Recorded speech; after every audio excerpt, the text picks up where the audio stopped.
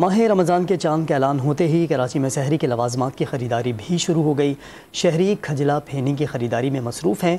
मज़ीद जानते हैं डॉन न्यूज़ के नुमाइंदे फैसल हुसैन से। फैसल, गैर मामूली रश नज़र आ रहा है क्या?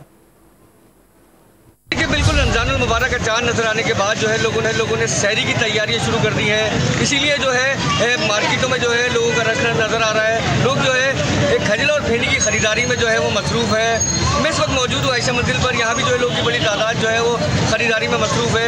खजला और फेनी जो है वो ख़रीदी जा रही है। सहरी की जो है वो सौगात समझी जाती है दोनों चीज़ें, और बेशतर लोग जो है इसके बगैर जो है उनकी सहरी जो है अधूरी समझी जाती है।